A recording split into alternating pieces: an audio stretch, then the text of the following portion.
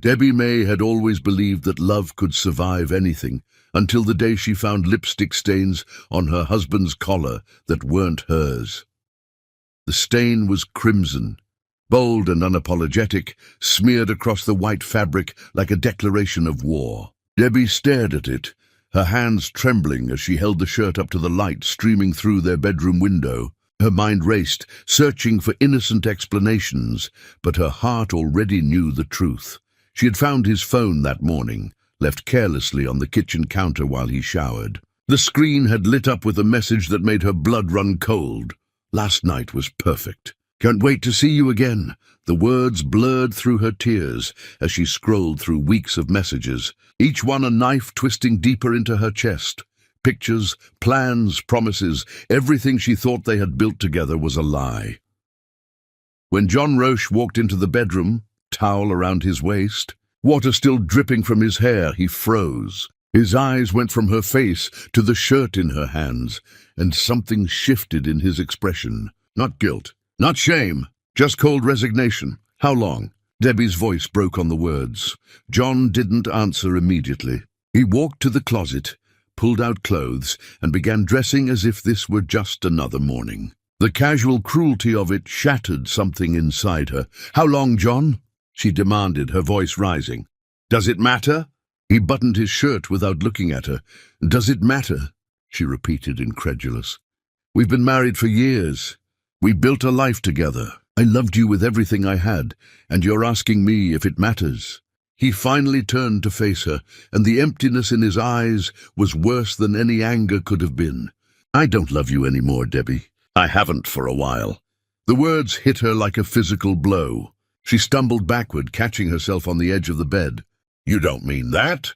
We can fix this. We can go to counseling. I don't want to fix it. His voice was flat, emotionless. I'm in love with someone else. Debbie felt the room tilt. Who is she? It doesn't matter who she is. It matters to me, Debbie screamed, tears streaming down her face. I deserve to know who destroyed my marriage. John grabbed his jacket from the chair, his movements efficient and detached. I want a divorce. No. Debbie crossed the room, grabbing his arm desperately. Please, John, don't do this. We can work through this. I can forgive you. We can start over. He pulled his arm free, and the look he gave her was almost pitying. I don't want you to forgive me, Debbie. I want out. She dropped to her knees, sobs racking her body, all pride abandoned in the face of losing everything she'd ever loved. Please, I'm begging you. Don't leave me. I'll be better. I'll change. Just tell me what you need. I need you to let me go. I can't. Her voice was barely a whisper. I love you. I know. He stepped over her, walking toward the door. That's why this is so hard. John! She crawled after him, desperation stripping away every shred of dignity. Please, remember when we first met? Remember our wedding day? You promised to love me forever. You stood in front of everyone we knew and made vows. He paused at the doorway, his back to her. For a moment she thought she'd reached him. Then he spoke, and his words destroyed her completely. I was wrong. I'm sorry. The door closed behind him with a soft click that echoed like thunder in the silence. Debbie collapsed onto the floor, her screams of anguish filling the empty house. She stayed there for hours, curled into herself, crying until she had no tears left. When night fell, she dragged herself to their bed. No, not their bed anymore. Just her bed now. She pulled his pillow to her chest, breathing in the fading scent of him, and wondered how you survive when the person who promised to be your everything becomes nothing. The divorce papers arrived within days. John had already hired a lawyer, already divided their assets, already planned his exit strategy, while she was still trying to figure out how to breathe without him. She called him, texted him, left voicemails begging him to reconsider. Each message went unanswered. When she showed up at his office, security turned her away. He had blocked her from his life as efficiently as he had blocked her from his heart. Her friends tried to help, but their words felt hollow. You deserve better. He wasn't worth it. Time heals all wounds. None of them understood that she didn't want better. She wanted him. She wanted the life they'd built, the future they'd planned, the love she'd believed in with her whole soul. The day before the courthouse appointment, Debbie stood in their bathroom, her bathroom now, and barely recognized the woman staring back at her. Hollow eyes, sunken cheeks, the shell of someone who used to believe in forever. She picked up her phone one last time and typed a message to John. I still love you. I'll always love you. Please don't do this. 3 dots appeared, then disappeared. Then appeared again. Finally, his response came through. I'm sorry, Debbie, but it's over. Please stop reaching out. See you tomorrow. She slid down the bathroom wall, the phone falling from her hands. Tomorrow, she would sign papers that would erase years of her life. Tomorrow, she would become nothing to the man who had been everything to her. Tomorrow, her heart would officially break in ways that could never be repaired. She didn't sleep that night. She lay in the darkness, staring at the ceiling, remembering every moment they'd shared. The first kiss, the proposal, the wedding, the quiet mornings drinking coffee together. The way he used to look at her like she was the only person in the world. When had that look changed? When had love turned to indifference? When had she become someone he needed to escape from?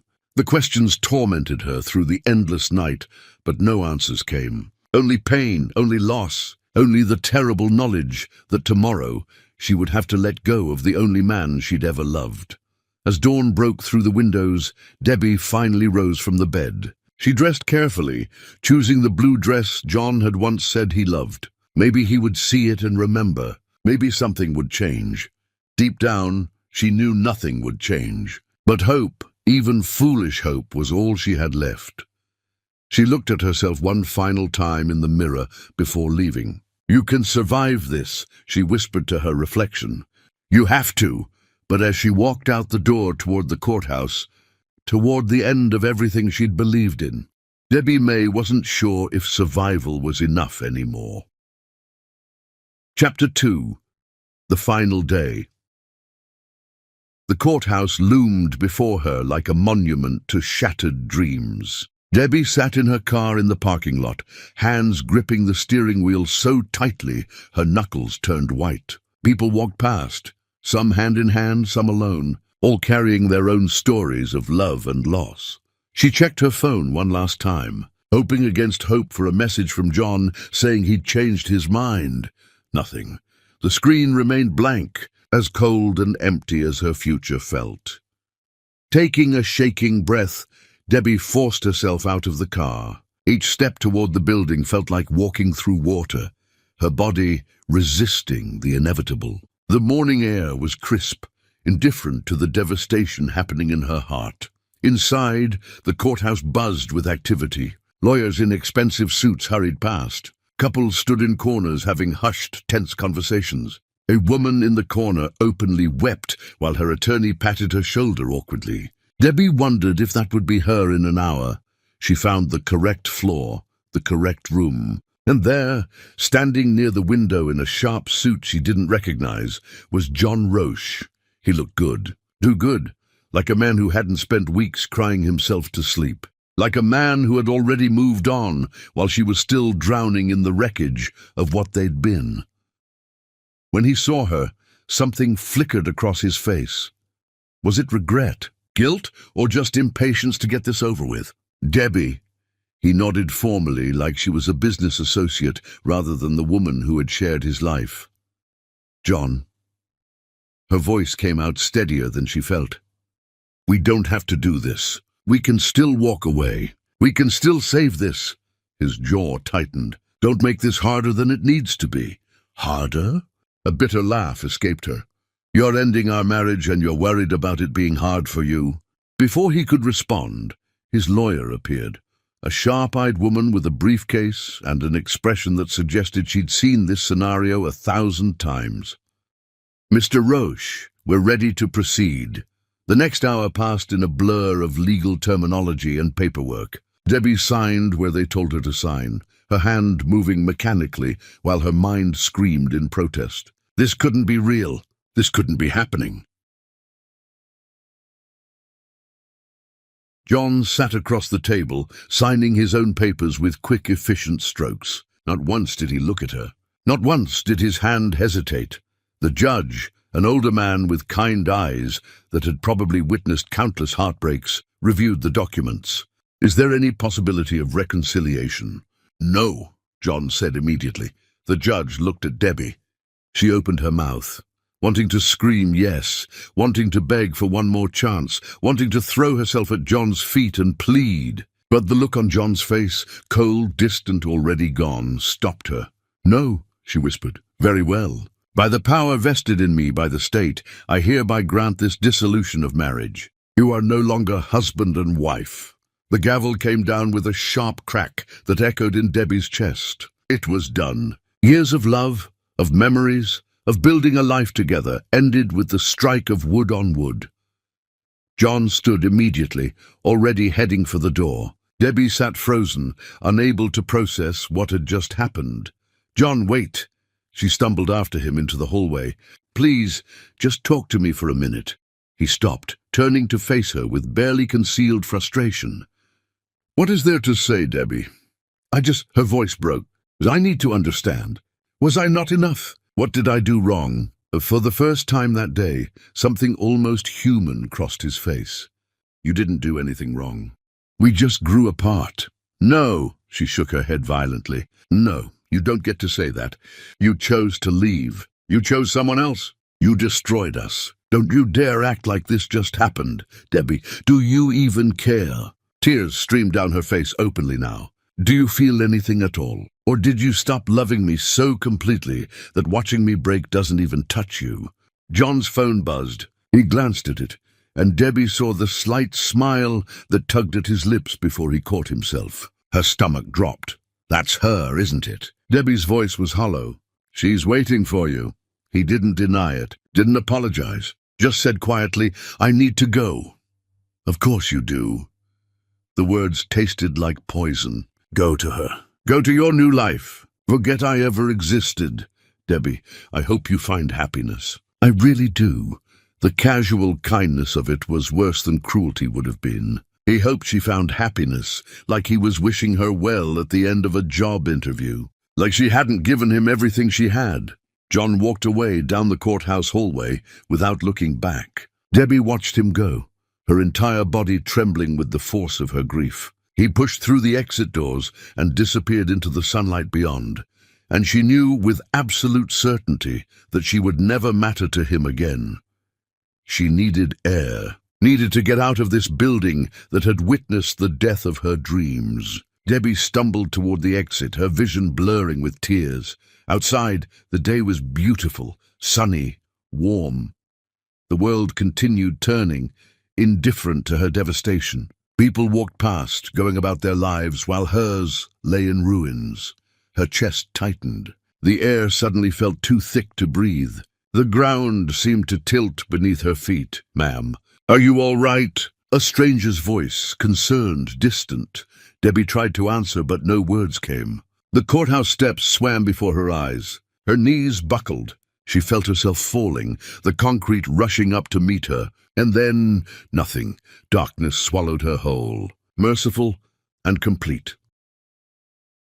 She didn't see the man who had just exited the courthouse behind her, his own divorce papers still fresh in his hand, his own heart shattered from losing the woman he loved that very morning. She didn't see Michael, Paul freeze when he spotted her collapsing. She didn't see him drop his briefcase and run. All she knew was darkness, and in that darkness, she didn't have to feel the pain of losing John anymore. Inside the courthouse, in a different courtroom on a different floor, Michael Paul had just signed away his own marriage. The woman he had loved with everything in him had chosen another man. He had begged, pleaded, promised to change, and she had looked at him with pity and said no. He walked out of that courtroom a hollow shell, wondering how he would survive the loss. And then he saw Debbie May collapse on the courthouse steps, and something inside him, something he thought had died that morning, roared back to life. Without thinking, without hesitating, Michael sprinted down the steps. A woman was falling, and he couldn't let her hit the ground alone. Chapter 3. The Stranger's Promise. Michael Paul didn't think. His body moved on instinct, adrenaline overriding the numbness that had consumed him moments before. He sprinted down the courthouse steps, pushing past stunned onlookers, and dropped to his knees beside the unconscious woman. "Call an ambulance," Ibahi shouted to the growing crowd. "Someone call for help!" Up close, he could see the tears still wet on her face, the way her fingers clutched the divorce papers that had fallen beside her. He didn't need to read them to understand. Her pain was written in every line of her body, the same pain that was tearing him apart inside. "Ma'am, can you hear me?" He gently touched her shoulder, checking for a pulse at her neck. It was there, steady but weak. Relief flooded through him. "You're going to be okay. Help is coming." A security guard from the courthouse knelt beside him. "Do you know her?" "No." Michael looked at the woman's face, peaceful in unconsciousness, in a way it probably hadn't been in weeks. "But she needs help." The ambulance arrived with sirens wailing. Paramedics rushed over with equipment and questions Michael couldn't answer. He didn't know. Medical history, no idea. Emergency contacts? "Nothing. We need to transport her now," the lead paramedic said. "Are you family?" Michael looked at the woman being loaded onto the stretcher, at the divorce papers scattered on the steps, at the complete absence of anyone who cared whether she lived or died. His recent ex-wife had family surrounding her, supporting her. This woman had no one. "I'm coming with her," he stated. "Sir, only family. I'm her husband." The lie came out smooth and absolute. The paramedic studied him for a moment, then nodded. "Get in." Michael climbed into the ambulance, his own briefcase and divorce papers forgotten on the courthouse steps. As the vehicle raced through traffic, sirens blaring, he sat beside the stretcher and watched the monitors tracking her vitals. Why was he doing this? He didn't know her. He had his own devastating loss to process. But something about seeing her fall, about the raw pain etched into her features, had cracked through his own grief. Maybe saving her was a way to save himself. Maybe helping someone else would make his own agony bearable. At the hospital, chaos erupted. Nurses and doctors swarmed, asking questions Michael couldn't answer. He stayed close, refusing to be pushed aside, his presence as her supposed husband giving him authority to remain. They wheeled her into an examination room. Michael waited outside, pacing the sterile hallway, his mind racing. What was he doing? This was insane. He should leave, go home, process his own divorce, grieve his own loss. But his feet stayed planted. A doctor emerged after what felt like hours, young, tired-looking, with the efficient manner of someone who delivered difficult news regularly. "Mr. Paul, Michael Paul." He extended his hand automatically. "Mr. Paul, your wife is stable." The collapse was due to severe emotional distress combined with physical exhaustion. "However, we found something in her blood work that you should know about." Michael's heart rate kicked up. "What is it?" "Your wife is pregnant, approximately 2 months along." The words hit Michael like a freight train. Pregnant. He looked through the window at the woman lying in the hospital bed, still unconscious, and the full tragedy of her situation crystallized. "Divorced today, carrying her ex-husband's child, alone. Does she know?" Michael heard himself ask. "I don't believe so." "We'll discuss it with her when she wakes up." The doctor paused. "Given the circumstances of her collapse and the pregnancy, we'd like to keep her overnight for observation. Is there any family we should contact?" Michael thought of the courthouse steps, the complete absence of anyone rushing to her aid. "No, there's no one." "I see." The doctor made notes on his tablet. "Well, congratulations on the baby. I'll have the nurses get you set up in the room with her." As the doctor walked away, Michael stood frozen in the hallway. What had he just done? He'd lied about being her husband. He'd inserted himself into a stranger's life at her most vulnerable moment. This was crazy. He should leave. Explain the situation to the staff. Walk away. Instead, he pushed open the door to her room.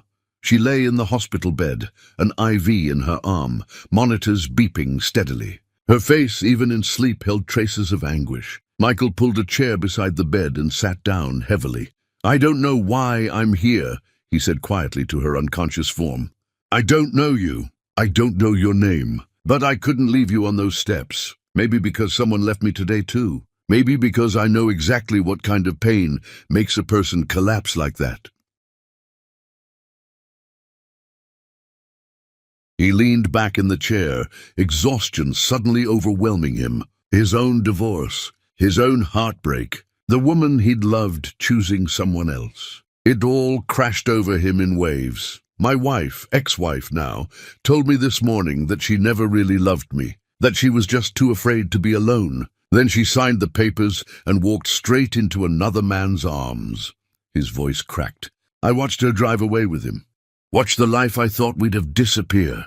He scrubbed his hands over his face, feeling tears he'd been holding back all day finally break free. So maybe I'm here because misery loves company. Or maybe I'm here because someone should have caught me when I was falling too. The steady beep of monitors was the only response. Michael must have dozed off, because when he jerked awake, it was dark outside the window. A nurse was checking the woman's vitals. She should wake up soon, the nurse said kindly. You should probably be here when she does. She'll be confused and scared, Michael nodded, straightening in his chair. His back ached from the uncomfortable position, but he didn't leave. When the woman's eyelids finally fluttered open, Michael leaned forward. Hey, you're okay. You're in the hospital. You're safe. Her eyes struggled to focus. When they finally found his face, confusion clouded them. Who? My name is Michael Paul. You collapsed outside the courthouse. They brought you here. She tried to sit up, wincing. I don't understand. Just take it slow. You've been through a lot. Memory seemed to flood back. Her hand flew to her mouth. The divorce, John? Oh God, it really happened. Fresh tears spilled down her cheeks. Michael reached for the tissue box, offering it to her silently. Why are you here? She asked, her voice hoarse. Why would you help me? You don't even know me. I know enough. Michael met her eyes. I was at the courthouse today, too. For the same reason, understanding dawned in her expression. You're divorced. As of this morning, he tried to smile, but it felt wrong on his face. So when I saw you fall, I guess I couldn't walk away. She studied him through her tears. Thank you. You didn't have to do that. There's something else you need to know. Michael braced himself. The doctors ran some tests. You're pregnant. The color drained from her face. I'm what? About 2 months along, they said. She stared at him in shock, then her hands moved to her stomach. No. This can't be happening. John and I, we stopped. We weren't. Her breathing quickened, panic setting in. He's going to think I trapped him. He's going to hate me even more. Hey, Michael moved closer. Breathe. Just breathe. You're okay. I'm not okay. Her voice rose. I'm pregnant with my ex-husband's baby. The man who doesn't want me. The man who chose someone else. How is any of this okay? She dissolved into sobs, her whole body shaking. Michael did something he couldn't explain. He reached out and took her hand. She gripped it like a lifeline, this stranger who had appeared in her darkest moment. When her tears finally subsided, she looked at him with red-rimmed eyes. I don't even know your name. Michael Paul. Debbie May, she laughed bitterly. Though I guess it's just May now. No more Roche. Debbie. Michael squeezed her hand gently. Listen to me. I know we just met. I know this is all insane. But I'm going to make you a promise right now. What? You're not alone. Not anymore. She shook her head. You don't owe me anything. You should go home. Deal with your own life. My life is currently an empty apartment and memories I'm trying to forget. Michael surprised himself with his honesty. So how about we make a deal?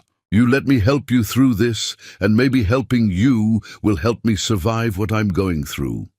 Why would you do that for a stranger? Because someone should have done it for me. The truth of it settled in his chest. Because I know what it feels like to be discarded by someone who promised forever. And because that baby you're carrying deserves better than this mess. Debbie's tears fell silently. I don't understand you. You don't have to. Not yet. Michael stood up. But I'm not leaving you here alone. And when they discharge you, you're not going back to an empty house to face this by yourself. You're crazy. Probably. He almost smiled. But I'm also serious. Will you let me help you? Debbie looked at this stranger who had appeared out of nowhere, who had carried her to safety, who was offering her something she desperately needed but didn't deserve. She should say no, should tell him to leave, should handle this disaster on her own. Instead, she heard herself whisper, "Okay." Michael nodded. "Okay, get some rest. I'll be right here." As Debbie's eyes drifted closed, exhausted from emotion and trauma, Michael settled back into his chair. Through the window, the city lights sparkled in the darkness. He didn't know why he was doing this, didn't know where this path would lead. But for the first time since his wife had walked away that morning, Michael Paul felt something other than devastating loss. He felt purpose, and for now, and that was enough. Chapter 4. Broken souls under one roof, the hospital discharged. Debbie, the next afternoon, with a list of instructions for prenatal care and a prescription for vitamins she couldn't imagine affording. She sat on the edge of the bed, dressed in the same clothes she'd worn to the courthouse, and felt the weight of her new reality crushing down on her. Pregnant, divorced, alone. Michael appeared in the doorway, having stepped out to handle the paperwork. "Ready? Ready for what?" Debbie's laugh was hollow. "I have nowhere to go." "Yes, you do." He picked up the small bag the nurses had given her. "You're coming home with me." "Michael, no. I can't impose on you like that." "You're not imposing. I'm offering." He met her eyes steadily. "Debbie, where will you go? Back to the house you shared with him? Surrounded by memories of what you lost while you're carrying his child?" She flinched at the brutal honesty of it. "I'll figure something out. Or you could accept help from someone who actually understands what you're going through." Michael's voice softened. "Look, my place is huge. Too big for one person, honestly. You can have your own space, complete privacy, just until you get back on your feet. Why are you doing this?" It was the question she kept asking because his kindness made no sense. "Because yesterday morning, I stood in a different courtroom and signed papers ending my marriage. The woman I thought I'd spend my life with chose someone else." His pain was raw, visible. "I went home to an empty house and realized I couldn't remember who I was before her. So maybe I'm doing this because helping you gives me a reason to get out of bed tomorrow." The vulnerability in his confession broke something open in Debbie's chest. "We're quite a pair, aren't we? Disasters, recognizing disasters." A sad smile crossed his face. "So what do you say? Will you let this disaster help you?"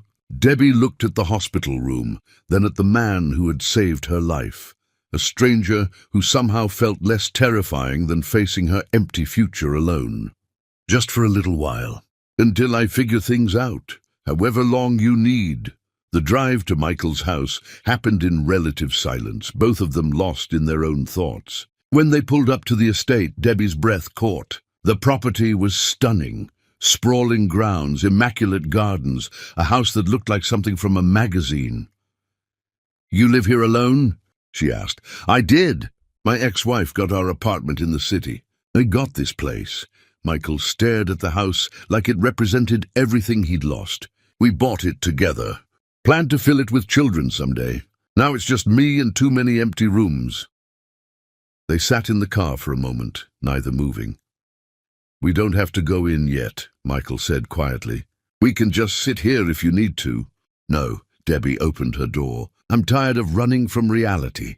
Inside, the house was beautiful but sterile, like a showroom no one actually lived in. Michael led her through the foyer, past a living room with pristine furniture, to a staircase that curved elegantly upward. "Guest room is this way." He climbed the stairs, Debbie following. "It has its own bathroom, plenty of closet space. Make yourself at home." The room was lovely. Soft cream walls, a large comfortable bed, windows overlooking the gardens. Debbie set down her small bag and felt her throat tighten. "I don't have anything. Clothes, toiletries, nothing. Everything is still at the house and I can't go back there. We'll figure it out. Tomorrow we can get whatever you need."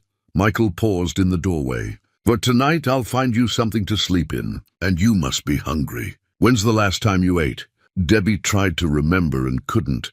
"I don't know." "Come on." He gestured for her to follow. "Kitchen's downstairs." In the massive kitchen, with its marble countertops and professional-grade appliances, Michael rummaged through cabinets. "I'm not much of a cook, but I can manage the basics. How about soup?" "You don't have to." "Debbie." He turned to face her. "Stop saying I don't have to. I know I don't have to. I want to. Let me do this." She nodded, too exhausted to argue, and settled onto a stool at the kitchen island. Michael moved around the kitchen with surprising efficiency, heating soup, making toast, brewing tea. "My mom taught me," he said, catching her watching him. "She said a man who couldn't feed himself was helpless, so she made sure I learned the basics before I left home." "Where is she now?" "Gone." Pain flickered across his face. "Both my parents died when I was young. Car accident. I'm sorry. It was a long time ago." He set a bowl of soup in front of her. "Eat doctor's orders." The soup was simple but warm, and Debbie realized she was starving. Michael sat across from her with his own bowl, and for a while they just ate in companionable silence. "Tell me about him," Michael said finally. "John?" Debbie's spoon stopped midway to her mouth. "Why?" "Because holding it in is killing you. I can see it," he met her eyes. "And because I'm the only person in your life right now who won't judge you for still loving someone who hurt you." The permission to speak about John, to not pretend she was fine, broke something open. "I met him at a bookstore. He was reaching for the same novel I was, and our hands touched, and he smiled at me like I was the most interesting person he'd ever seen." Her voice went distant with memory. "We talked for hours that day. About books, about dreams, about everything and nothing. What happened?" "I don't know." Tears slipped down her cheeks. "Somewhere along the way, I stopped being interesting. Started being background noise. He worked late, went out with friends, found reasons not to be home. I thought I was imagining it, that I was being paranoid or needy." She laughed bitterly. "Turns out my paranoia was just reality trying to warn me." "When did you find out about the affair?" "I found his phone. Saw the messages, the photos." Her hands clenched. "I confronted him, and he didn't even try to deny it. Just said he didn't love me anymore. Like it was that simple. Like years of marriage could just evaporate." Michael's jaw tightened. "Oh, what did you do?" "I begged." Shame colored her voice. "I got on my knees and begged him to stay. Told him I'd change, I'd be better, I'd do anything. And you know what he said? He said, 'That's why this is so hard.' Like my love for him was a burden he had to carry. He's an idiot. He's in love with someone else. Someone more exciting, more beautiful, more everything I'm not." Debbie pushed her soup bowl away, appetite gone. "And now I'm pregnant with his baby, and he doesn't even know. Probably wouldn't care if he did." "You're going to tell him?" "I don't know. Should I?" She looked at Michael desperately. "He has a right to know, doesn't he? But what if he thinks I'm trying to trap him? What if he demands I—" She couldn't finish the sentence. "Hey." Michael reached across the island, taking her hand. "No what-ifs tonight. Tonight you just survived the worst day of your life. That's enough." Debbie clung to his hand, this lifeline from a stranger who somehow understood. "Tell me about her." "Your ex-wife." Michael's expression shuttered. "Her name was Emma. We met through mutual friends, fell hard and fast. She was brilliant, beautiful, everything I thought I wanted." He pulled his hand back, rubbing his face tiredly. "I gave her everything. Built this house for her. Rearranged my whole life around making her happy. What went wrong? I wasn't enough. Or maybe I was too much. She said I suffocated her with my attention. Said she needed space to figure out who she was." His laugh was harsh. "Turns out who she was included being with someone else. Someone more spontaneous, less intense. Her words. Did you know about him?" "No, she kept it hidden until she was sure. Then she sat me down and explained very calmly that she'd fallen for someone else and wanted a divorce. Like she was telling me about a career change. The pain in his voice was palpable. "I begged too, Debbie. Got on my knees, just like you did. Promised to be different, to give her space, to be whoever she needed. And she looked at me with pity and said no." They sat in the shared misery of their parallel wounds. Two people destroyed by the same kind of betrayal. "We're pathetic," Debbie said finally. "Completely." Michael managed a real smile this time. "But at least we're pathetic together." Despite everything, Debbie laughed. It felt foreign, wrong almost, but also desperately needed. "How do we survive this?" "One day at a time, I guess. 1 hour at a time if we have to." Michael stood, collecting their bowls. "For now, let's get you settled. Tomorrow we'll tackle the rest." He showed her where everything was: towels, toiletries, spare clothes she could borrow. When he finally left her alone in the guest room, Debbie sat on the edge of the bed and tried to process the last day. Yesterday morning, she'd been married. Yesterday afternoon, she'd been divorced. Yesterday evening, she'd collapsed and woken to discover she was pregnant. And now she was living with a man she'd just met, in a house that was supposed to be someone else's dream. Her hand moved to her stomach, where a tiny life was growing. John's child. The last piece of a marriage that no longer existed. She should feel terrified. Should be panicking. Should be planning her escape from this insane situation. Instead, for the first time since finding that lipstick stain, Debbie May felt something other than devastating heartbreak. She felt safe, and as she climbed under the soft covers and closed her eyes, she allowed herself to believe that maybe, just maybe, she would survive this after all. Chapter 5. Healing in Silence. Days blurred into weeks. Debbie woke each morning in the guest room that had somehow become her sanctuary. Sunlight streaming through windows that overlooked gardens she was slowly beginning to appreciate. The house that had felt sterile and empty now felt like a refuge. Michael established a routine without making it feel like an imposition. He'd knock softly on her door each morning, ask if she needed anything, then disappear to give her space. Breakfast would be waiting downstairs when she emerged. Simple things like toast and fruit, tea instead of coffee because of the baby. They didn't talk much at first. Both were too raw, too broken. Instead, they existed in parallel, two wounded souls occupying the same space without demanding anything from each other. But slowly, the silence between them became comfortable rather than awkward. One morning, Debbie found Michael in the kitchen, staring at a frying pan like it was a puzzle he couldn't solve. "What are you doing?" she asked. "Attempting scrambled eggs." Emphasis on attempting. He gestured at the pan where eggs were definitely burning. "This is why I stick to toast." Debbie couldn't help but smile. "Move over." "You don't have to." "I know. Move." She took over the stove, scraping the burnt eggs into the trash and starting fresh. Michael watched her work, and something about the domestic simplicity of it eased a knot in her chest she hadn't realized was there. "You're good at this," he observed. "My grandmother taught me. She said cooking was meditation. You can't worry about your problems when you're focused on not burning the eggs." Debbie plated the eggs, adding herbs she'd found in the fridge. Apparently, she was wrong about that part. They ate together at the kitchen island, and Michael made a sound of appreciation. "These are incredible, way better than my charcoal attempts." The bar was pretty low.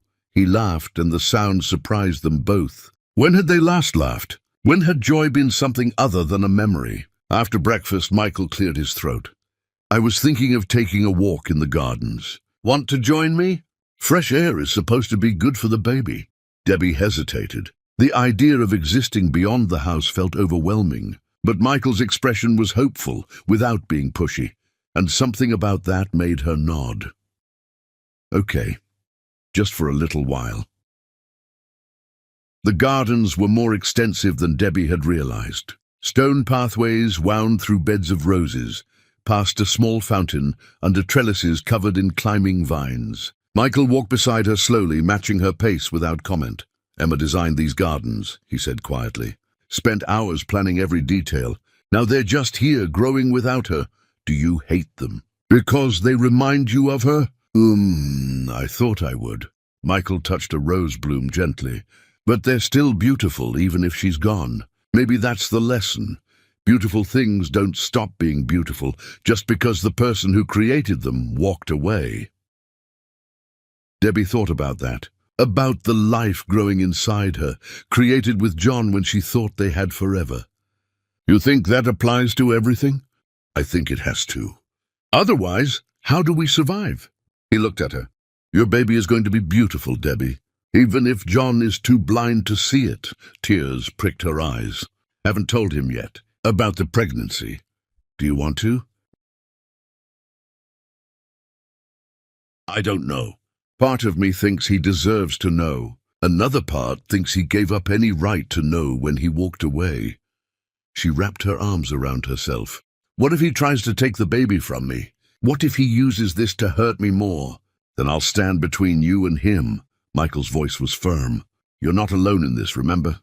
They continued walking, the conversation drifting to safer topics. Michael told her about the house, about how he'd bought it thinking he'd fill it with family. Debbie told him about her childhood, about dreams she'd abandoned when she married John. What did you want to be? Michael asked. Before him, a teacher. I wanted to work with kids, help them love reading the way my grandmother helped me. Debbie smiled sadly. John thought it was impractical, that teachers didn't make enough money, that I should focus on supporting his career instead. And you listened to him.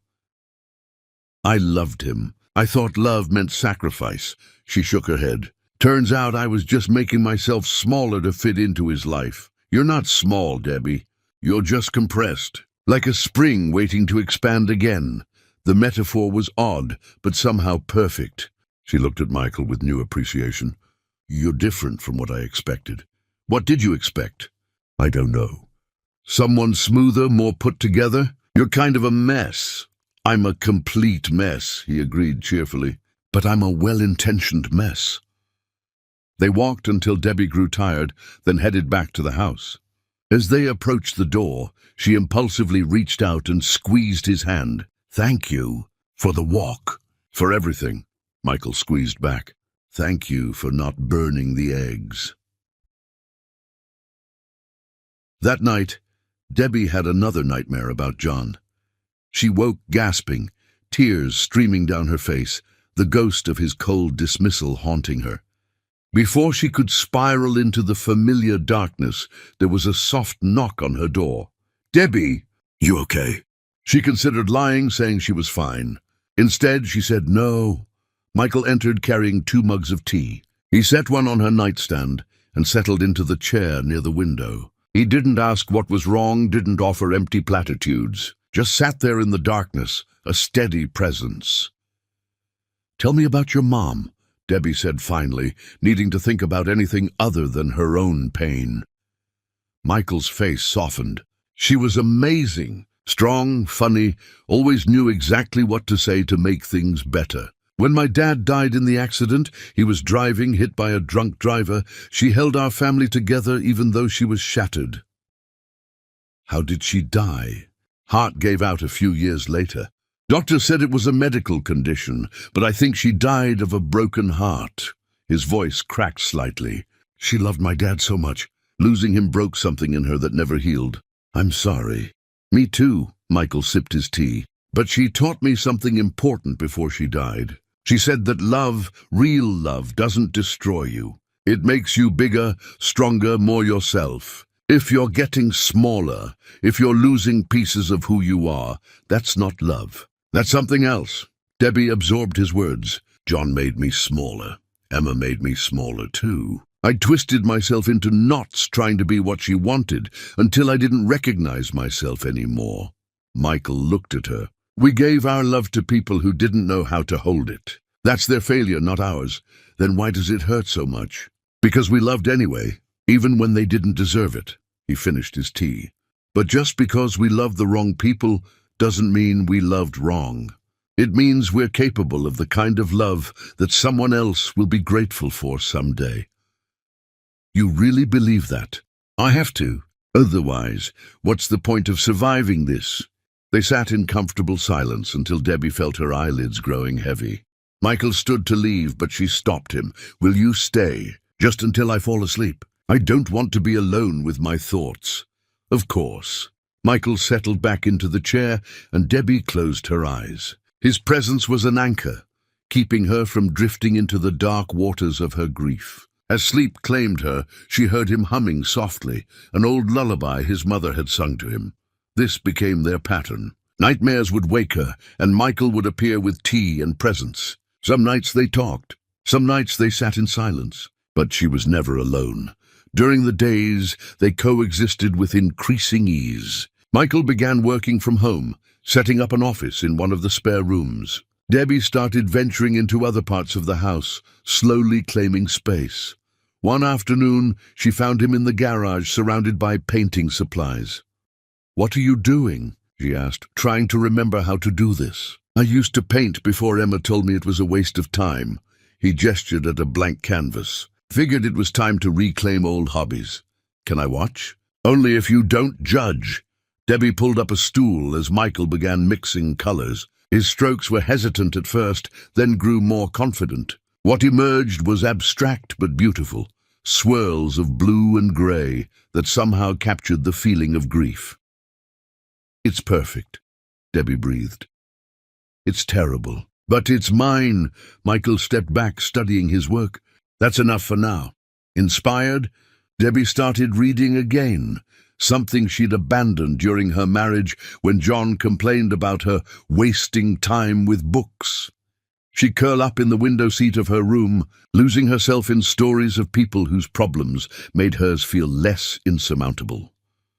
Michael would find her there, so absorbed she didn't hear him approach. He'd leave fresh tea and snacks without disturbing her, and she'd discover them later with a note, "For the baby, also for you." Slowly, imperceptibly, they both began to heal. Debbie's pregnancy progressed. Her stomach began to round, a visible reminder of the life growing inside her. Michael helped her shop for maternity clothes, never once making her feel embarrassed or uncomfortable. He'd hold up options and ask her opinion, treating it like an adventure rather than a chore. "How do you know so much about women's clothes?" she asked, watching him expertly sort through sizes. "I don't, but I know how to read tags and ask sales associates for help." He grinned. "Also YouTube tutorials. Don't underestimate the power of the internet." One evening, they were sitting in the living room, Michael painting, Debbie reading, when she felt it. A flutter, so light she almost missed it. "Oh!" Her hand flew to her stomach. Michael's brush froze mid-stroke. What's wrong?" "Nothing's wrong. The baby just..." She felt it again, stronger this time. The baby kicked. Michael crossed the room in seconds. "Really?" "Here." Without thinking, Debbie grabbed his hand and pressed it against her stomach. "Wait for it." They stood frozen, waiting. Then there, a tiny bump against Michael's palm, his face transformed with wonder. "Hello there, little one." His voice was soft, reverent. "I'm Michael. I'm going to take care of you and your mama." Tears streamed down Debbie's face as she watched this man, who owed her nothing, fall in love with her unborn child. A child that wasn't his. A child that was the product of her failed marriage. "Michael, don't!" He met her eyes. "Don't say I don't have to care. Don't say this isn't my responsibility. I choose this, Debbie. I choose you both." Something shifted between them in that moment. A deepening of connection that went beyond shared grief. They were no longer just two broken people seeking refuge. They were becoming something else. Something that felt dangerously like family. That night, after Michael left her room following another nightmare session, Debbie lay awake thinking about the changes in her life. Months ago, she'd been married to John, believing in forever. Now she was divorced, pregnant, and living with a stranger. But Michael didn't feel like a stranger anymore. He felt like home. And that terrified her more than anything, because she'd thought John was home too. What if she was wrong again? What if she was reading too much into Michael's kindness? What if he woke up one day and realized this was too much, that she was too broken, that saving her had been a mistake? She touched her growing belly, feeling the flutter of life inside her. "Your mama is scared, little one," she whispered. "Scared to trust. Scared to hope. Scared to believe that maybe, just maybe, we're going to be okay." But as she drifted off to sleep, for the first time since John left, Debbie May allowed herself to believe in possibility, not in forever, not in perfect endings, but in tomorrow, and the tomorrow after that, one day at a time. Chapter 6. The first kick morning sickness had finally subsided, replaced by an appetite Debbie hadn't experienced in years. She stood in Michael's kitchen experimenting with recipes, rediscovering a passion for cooking she'd forgotten she had. "Something smells incredible." Michael appeared in the doorway, hair still damp from his shower. "Cinnamon rolls. From scratch." Debbie pulled the pan from the oven, golden and perfect. "My grandmother's recipe. I haven't made these since before I married John." Michael grabbed a fork eagerly. "Why not?" He didn't like sweet breakfast. Said it was unhealthy. Made me feel guilty every time I wanted them. She drizzled icing over the warm rolls. "I can't believe I let someone's opinion stop me from doing something I loved. Emma did that to me with painting. Said it was childish, a waste of time." Michael took a bite and groaned. "These are dangerous. I'm going to eat the whole pan." "Good. The baby wants cinnamon rolls. So the baby gets cinnamon rolls." They sat at the kitchen island, eating warm rolls and drinking tea, the morning sun streaming through the windows. These moments had become Debbie's favorite. The quiet domesticity, the ease of being with someone who didn't demand she be anything other than herself. "I've been thinking," Michael said, licking icing from his fingers. "We should turn one of the spare rooms into a nursery." Debbie's hand stilled. "Michael, that's too much." "It's not too much. It's necessary. The baby needs a room, and we have plenty of space." He met her eyes. "Unless you're planning to leave?" "Are you?" "No, I don't know. I can't stay here forever." "Why not?" The question hung in the air between them. "Why not? Because it was his house? Because she was imposing? Because staying meant admitting she was building a life here with him, and that terrified her?" "Because this isn't my home," she said finally. "It could be." Michael's voice was gentle. "If you wanted it to be." Debbie's chest tightened. "You don't know what you're saying." "I'm a mess, Michael. I'm pregnant with another man's baby. I wake up crying most nights. I'm broken in ways I don't know how to fix."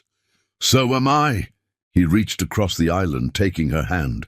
"So let's be broken together. Let's build something new from the pieces of what we lost." Before Debbie could respond, her phone buzzed. She glanced at the screen and froze. "John." Michael saw her face change. "What is it?" "It's him, John." Her voice shook. "He's texting me." "What does he want?" Debbie read the message, her stomach dropping. "He says he needs to talk to me. Says it's important. He wants to meet. Do you want to see him?" "I don't know." Debbie stared at the phone like it was a snake. "Part of me does. Part of me hopes he's realized he made a mistake. But another part knows that's impossible. People don't change. What does your gut say?" "My gut says I'm terrified either way. If he wants me back, I don't know if I could trust him. If he doesn't, seeing him will just hurt all over again." She looked at Michael helplessly. "What should I do?" "I can't answer that for you, but I can tell you that whatever you decide, I'll support you." His thumb traced circles on her hand. "If you want to meet him, I'll drive you. If you want to ignore him, I'll help you block his number. Your choice." Debbie's eyes filled with tears. "How are you so patient with me?" "Because someone should be." Michael squeezed her hand. "Take your time. There's no rush." She spent the day agonizing over the decision. Michael gave her space, working in his office, checking on her occasionally, but not pushing. Finally, as evening approached, Debbie made her choice. She texted John back, "I'll meet you. Tomorrow afternoon.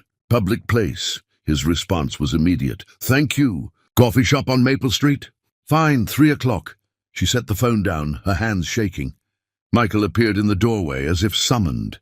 "I'm meeting him tomorrow," Debbie said. "I have to know what he wants. I have to get closure or confirmation or something." "Okay, I'll drive you." "You don't have to." "Debbie." Michael crossed the room, kneeling in front of where she sat.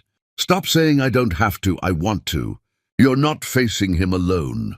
That night, sleep eluded her. Debbie tossed and turned, imagining tomorrow's meeting. Would John look different? Would he regret leaving? Would he want her back? And the terrifying question beneath all others, if he did want her back, what would she say? Around midnight, unable to stand her churning thoughts, Debbie gave up and went downstairs. She found Michael in the living room, staring at a half-finished painting. Couldn't sleep either, she asked. Nope, he gestured to the couch. Join me in insomnia solidarity. Debbie settled beside him, pulling a blanket over her legs. What are you thinking about? Tomorrow, you and John, whether I'm making your life better or more complicated.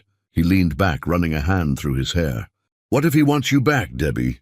What if seeing him makes you realize you still love him? I do still love him. I hate that I do, but I can't just turn it off. Michael flinched slightly. Right. But, Debbie continued, loving him doesn't mean I should be with him. It doesn't erase what he did. It doesn't make him safe. What if he's changed? People don't change that fast. And even if he has, even if he's sorry and wants another chance... Debbie trailed off, trying to articulate feelings she barely understood. I'm not the same person who begged him to stay. That woman died on the courthouse steps. Who are you now? I don't know yet. I'm still figuring that out. She looked at Michael. But I know I'm someone who deserves better than what he gave me. Pride flickered across Michael's face. Yes, you do. They sat in comfortable silence, the house quiet around them. Debbie's hand rested on her stomach, feeling the occasional flutter of movement.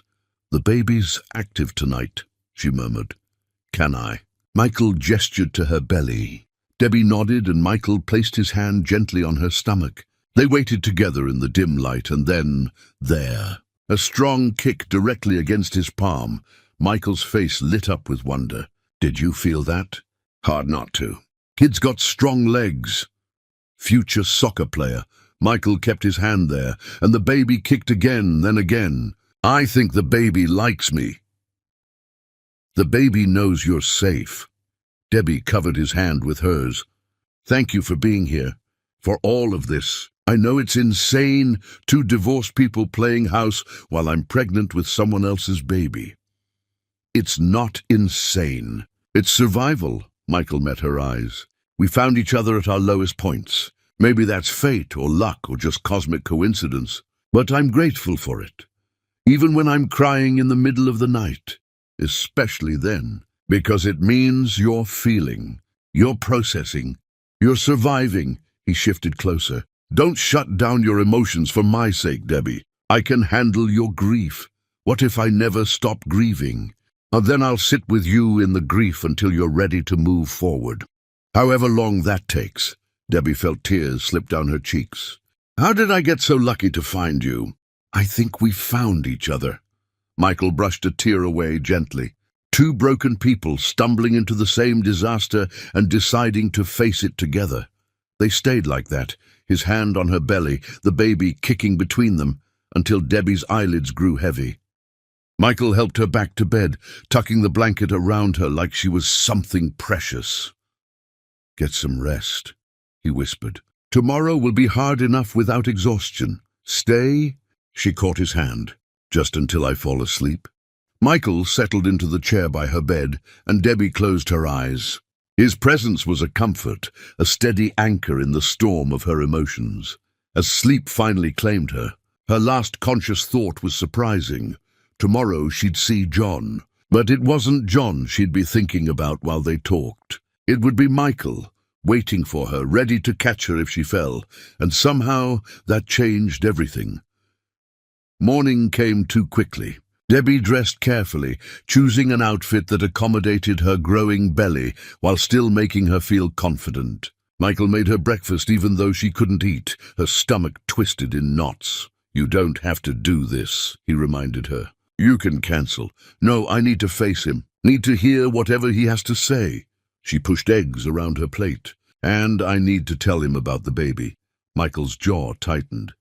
You're sure? He deserves to know. Even if he doesn't care, even if he walks away again, I have to give him the chance. She looked at Michael. Is that stupid? It's honest. That's never stupid. The drive to the coffee shop felt endless and too short simultaneously. Michael parked across the street but didn't move to get out. "I'll wait here," he said. "But if you need me, if anything goes wrong, just text and I'll be there in seconds."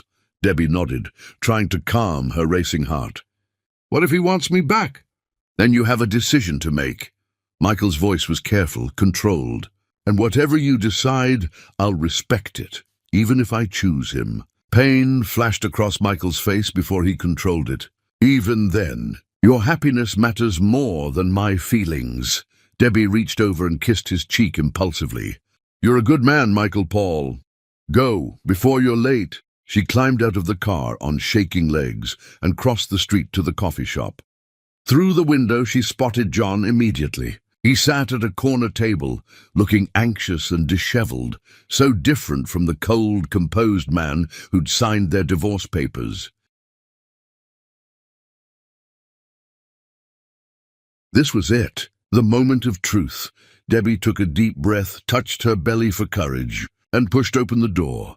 Whatever happened next would change everything. Chapter 7. The Delivery. The confrontation with John had gone exactly as Debbie feared, and somehow worse. He didn't want her back. He wanted money. His relationship had fallen apart spectacularly, leaving him broke and desperate, and he'd hoped Debbie would help him. When she'd told him about the pregnancy, his face had drained of color before hardening into resentment. "You should have told me sooner," he'd said coldly.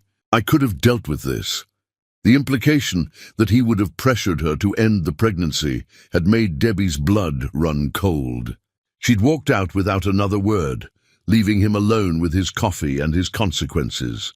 Michael had taken one look at her face when she returned to the car and simply driven home, his hand finding hers and holding tight the entire way. He hadn't asked questions, hadn't pushed, just been there. That was months ago now. Debbie's belly had grown round and full, the baby active and strong. Michael had transformed a spare room into a nursery with soft yellow walls and a crib he'd assembled himself, cursing good-naturedly at the confusing instructions. John hadn't contacted her again after that day. She'd sent him one message informing him she expected nothing from him and wanted nothing from him. He'd responded with a single word: good. It should have hurt. Instead, it felt like freedom. Debbie stood in the nursery now, one hand on her aching back, the other rubbing her belly. She was tired, swollen, uncomfortable, and somehow happier than she'd been in years. "You okay?" Michael appeared in the doorway holding a glass of water. "Just Braxton Hicks again. The baby's running out of room in there." She accepted the water gratefully. "I'm ready for this to be over. Not much longer now. Doctor said any day?" As if the baby heard and decided to prove the point, Debbie felt a sharp, unmistakable pain that made her gasp. Michael was at her side instantly. What's wrong?" I think another pain, stronger this time." Debbie looked down to see water pooling at her feet. "My water just broke." Time moved strangely after that. Michael shifted into efficient mode, grabbing the hospital bag they'd packed weeks ago, helping Debbie to the car, calling the doctor while driving carefully but quickly to the hospital. "You're doing great," he kept saying. "Just breathe through it. Easy for you to say."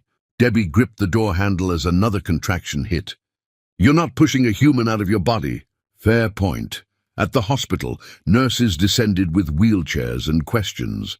Michael stayed glued to Debbie's side, answering what he could, deferring to her for the rest. "Are you the father?" a nurse asked. Debbie and Michael exchanged glances. Before Debbie could respond, Michael said firmly, "I'm her partner. I'm staying with her." The nurse smiled. "Of course. Right this way." They got Debbie into a delivery room and checked her progress. "You're about 5 centimeters dilated," the nurse said cheerfully. "Getting close, but you've got a few hours yet. Try to rest between contractions." Rest was impossible. The pain came in waves, each one stronger than the last. Michael held her hand through every contraction, let her squeeze until his fingers went numb, never once flinching or pulling away. "I can't do this." Debbie gasped after a particularly brutal contraction. "It hurts too much." "Yes, you can. Michael brushed sweat-soaked hair from her face. "You're the strongest person I know, Debbie. You survived your heart being shattered. You survived building a new life from nothing. You can survive this. What if something goes wrong? What if I'm not ready to be a mother? Then we'll figure it out together. You're not alone." He pressed his forehead to hers. "You're safe now. You and the baby are safe. I promise." Hours blurred together. Debbie lost track of time, lost track of everything except the pain and Michael's steady presence. He never left her side, not even when nurses offered him breaks. He held her hand, wiped her face, whispered encouragement when she wanted to give up. "You're almost there," the doctor said finally. 10 centimeters, ready to push. Terror gripped Debbie. "I'm scared." "I know." Michael positioned himself beside her head, his face close to hers. "But you've got this. And I've got you." The urge to push became overwhelming. Debbie bore down with everything she had, Michael's voice in her ear the whole time. "That's it. You're amazing. Keep going. Push after push." Pain that eclipsed everything. Michael's hand in hers, his voice keeping her grounded. "I see the head," the doctor called. One more big push. Debbie gathered every ounce of strength she had left and pushed. The sensation of the baby leaving her body was indescribable. Pain and relief and terror and joy all at once. And then a cry. High-pitched, indignant, absolutely perfect. "It's a boy," the doctor announced. Debbie collapsed back against the pillows, tears streaming down her face. They cleaned the baby quickly, then placed him on her chest, still crying, still perfect. "Hello, Tiger," Debbie sobbed. "Hello, my beautiful boy." The baby Tiger quieted at her voice, his tiny face scrunching. He was red and wrinkled and covered in vernix, and Debbie had never seen anything more beautiful. Michael stood frozen beside the bed, staring at the baby with an expression of pure awe. Tears ran down his face unchecked. "Do you want to hold him?" Debbie asked softly. "Can I?" How did the nurse help transfer Tiger to Michael's arms? He cradled the tiny body carefully, reverently, like he was holding the most precious thing in the world. "Hey there, little guy," Michael whispered. "I'm Michael. I'm going to take care of you and your mama. That's a promise." Tiger yawned, a tiny sound, and Michael's face crumpled with emotion. "He's perfect, Debbie. Absolutely perfect." Watching Michael hold her son, John's biological son, but Michael's in every way that mattered, Debbie felt something shift deep in her chest. This man who owed her nothing had given her everything, had stayed through her darkest nights, had held her hand through the pain of childbirth, had fallen in love with her child before he was even born. "Michael," she said quietly. He looked up from Tiger's face. "Thank you for all of it, for saving me. You saved yourself, Debbie. I just had the honor of witnessing it." He smiled down at Tiger. "And now we get to watch this little warrior grow up." The nurse returned to take Tiger for his measurements and tests. Michael reluctantly handed him over, then turned back to Debbie. "How are you feeling?" "Exhausted, sore, terrified, happy." She laughed weakly. "All of it at once. You were incredible. I've never seen anything so brave." Michael sat on the edge of the bed, taking her hand. "I'm in awe of you." Debbie felt tears well up again. "I couldn't have done it without you." "Yes, you could have. But I'm glad you didn't have to." When they brought Tiger back, cleaned and swaddled, Michael helped Debbie get comfortable for the first feeding. He adjusted pillows, brought water, hovered anxiously until she laughed at him. "I'm fine. We're fine. Sit down before you wear a hole in the floor." Michael settled into the chair beside the bed, watching as Tiger latched on and began nursing. His expression was soft, unguarded, full of a love so profound it made Debbie's chest ache. "I love him," Michael said simply. "I know he's not mine biologically. I know this is complicated and messy. But I love him like he is mine." "He is yours." Debbie's voice was firm. "Biology doesn't matter. You're the one who's been here. You're the one who cared. You're his father in every way that counts." Michael's eyes welled with tears. "You mean that?" "With everything I am." They sat in the quiet of the hospital room, the chaos of the world beyond locked out. Just the three of them, a family formed not by blood or tradition, but by choice and survival and love that grew from the ashes of their broken hearts. Tiger finished nursing and fell asleep in Debbie's arms, his tiny face peaceful. Michael took him carefully, walking around the room and humming the same lullaby he'd hummed to Debbie during her nightmares. "You're a natural," Debbie observed. "I'm terrified I'll break him." "You won't, you're too careful." She watched him pace, swaying gently with Tiger. "Michael?" "Yeah? A date to tea. I'm falling in love with you." The words came out in a rush. "I know it's complicated. I know we both swore we'd never trust anyone again. But somewhere between you catching me on those courthouse steps and you holding my son like he's yours, I fell in love with you." Michael stood frozen, Tiger still in his arms. "Debbie, you don't have to say anything. I just needed you to know. You've given me so much, and I wanted you to know that you have my heart, however broken it still is." Michael carefully placed Tiger in the bassinet beside the bed, then returned to Debbie. He cupped her face gently, his thumb brushing her cheek. "My heart is broken too. Shattered, really. But the pieces that are left, they're all yours." He leaned in, pressing his forehead to hers. "I love you, Debbie May. I love you and I love Tiger, and I want to build a life with both of you if you'll have me." Debbie pulled him down into a kiss, soft, tentative, full of promise. When they broke apart, both were crying. "We're quite a mess," she laughed through her tears. "The best kind of mess." Tiger chose that moment to wake up and start fussing. Michael picked him up immediately, cradling him close. "Shh, buddy. Mama needs rest. Let's give her a few minutes, yeah?" He paced the room with Tiger, and Debbie watched them, her son and the man who had saved them both. Her heart, so thoroughly broken by John, had somehow found a way to heal. Not completely. Maybe it never would be completely whole again, but it was whole enough to love. And right now, that was everything. Chapter 8. Becoming a Family. The first weeks home with Tiger were a blur of sleepless nights and steep learning curves. Debbie had read all the parenting books, but nothing prepared her for the reality of a newborn who seemed determined to sleep only in 15-minute increments. Michael stepped up in ways that left Debbie speechless. He took the night shift without being asked, pacing the halls with a screaming Tiger in the early hours, singing off-key lullabies until the baby settled. He changed diapers without complaint, mastered swaddling techniques through trial and error, and could heat a bottle to the perfect temperature in his sleep.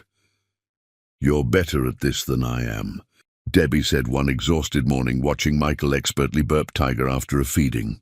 "I'm not better. I'm just well rested because you handled the midnight feeding." He kissed Tiger's downy head. "We're a team." But they weren't just a team anymore. Something had shifted since Debbie's confession in the hospital. The love between them was no longer unspoken, no longer just implied in gentle gestures. It lived in the way Michael would kiss her forehead when passing in the hallway, in how Debbie would reach for his hand when they sat together watching Tiger sleep, in the small intimacies of two people building a life together. One evening, after finally getting Tiger down for what they hoped would be more than an hour, they collapsed on the couch together. Debbie's head found Michael's shoulder naturally, his arm wrapping around her. "I never thought I'd be happy again," Debbie said quietly. "After John, I thought I was just going to survive, get through each day. And now? Now I'm happy. Actually, genuinely happy." She tilted her head to look at him. "You gave me that. We gave each other that." Michael's fingers traced patterns on her arm. "I was drowning, Debbie. Emma leaving destroyed me in ways I didn't think I could come back from. But helping you, being here for Tiger, it gave me purpose again. Is that all this is? Purpose? No." He shifted to face her fully. "At first, maybe, but now you're everything. You and Tiger are my whole world." Debbie kissed him softly. What had started tentative in the hospital had grown into something deeper, more certain. They'd been careful around each other at first, both afraid of moving too fast, of mistaking gratitude for love. But this wasn't gratitude. This was real. Tiger grew rapidly, hitting milestones that filled them with pride and terror in equal measure. His first smile came while Michael was making ridiculous faces, and Michael's resulting joy was so pure it made Debbie cry. "Did you see that? He smiled at me." Michael picked Tiger up carefully. "You're going to be trouble, aren't you? Going to have everyone wrapped around your tiny fingers." Debbie recorded moments like these on her phone, Michael reading to Tiger in the rocking chair, his voice gentle as he showed the baby colorful pictures. Michael giving Tiger his first bath, simultaneously confident and terrified. Michael falling asleep on the couch with Tiger on his chest, both of them peaceful. These were the memories that mattered. Not the wedding that had ended in divorce, not the promises John had broken, but these quiet, perfect moments of becoming a family. One afternoon, Debbie's phone rang with an unknown number. Her stomach clenched. Some part of her always feared it would be John, demanding to be involved in Tiger's life, now that the hard part was done. "Hello? Is this Debbie May?" An official-sounding woman's voice. "Yes?" "No, this is calling from the county clerk's office. We have documents here that need your signature regarding a name change petition for a minor child." Debbie's breath caught. "I didn't file any petition." According to our records, Michael Paul filed on behalf of Tiger May, requesting a legal name change to Tiger Paul and initiation of adoption proceedings. Debbie's hand flew to her mouth. Michael stood in the doorway, clearly having heard the conversation, looking nervous. "I'll call you back," Debbie managed, hanging up. "I'm sorry," Michael stepped into the room. "I should have asked you first, but I wanted it to be a surprise. I want to legally adopt Tiger, if you'll let me. Give him my name, be his father on paper like I am in reality." Tears streamed down Debbie's face. "You really want that? More than anything?" Michael crossed to her, cupping her face gently. "He's my son, Debbie, in every way that matters. I want the world to know it." "Yes." Debbie pulled him into a fierce hug. "Yes, adopt him. Give him your name. Be his father." They held each other, both crying until Tiger started fussing in his crib. They went to him together and Michael lifted him carefully. "Hey, little man, how do you feel about being Tiger Paul?" Michael's voice was thick with emotion. "That sound good to you?" Tiger grabbed Michael's finger, holding tight, and Debbie knew in that moment that biology meant nothing. This was Tiger's father. This was their family. The adoption process moved forward with paperwork and court dates. John had to be notified, a legal requirement that made Debbie anxious. But when the certified letter came back signed with his consent to the adoption, she felt nothing but relief. John had truly moved on, wanted nothing to do with the child he'd helped create. His loss, their gain. The day the adoption was finalized, they celebrated quietly at home. Michael held the official papers declaring him Tiger's legal father, tears running down his face. "I'm a dad," he kept saying. "I'm actually a dad." "You've been a dad since the moment you held him in the hospital," Debbie reminded him. "I know, but now it's official." He looked at her with an expression so full of love, it took her breath away. "Thank you for letting me love him, for letting me be his father. Thank you for choosing us." They spent the rest of the evening playing with Tiger, marveling at how their broken pieces had somehow formed something whole. Later that night, after Tiger was asleep and they were curled together on the couch, Michael showed her his latest painting. It was abstract but beautiful, swirls of darkness giving way to light, chaos resolving into something peaceful. "It's us," he explained, "where we started and where we are now." Debbie studied the painting, seeing their journey reflected in the brushstrokes. "It's perfect. No, we're perfect. Perfectly imperfect," she laughed. "Is that what we're calling this disaster?" "Only this disaster is the best thing that ever happened to me."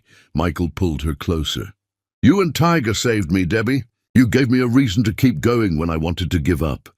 You saved me first. Then we saved each other." They sat in comfortable silence, listening to the baby monitor's gentle static. the occasional sound of Tiger shifting in sleep.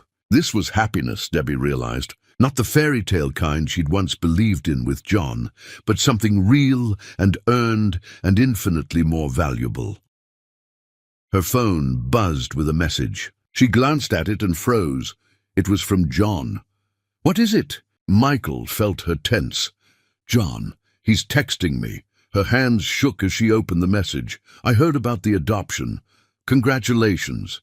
You clearly found someone better than me.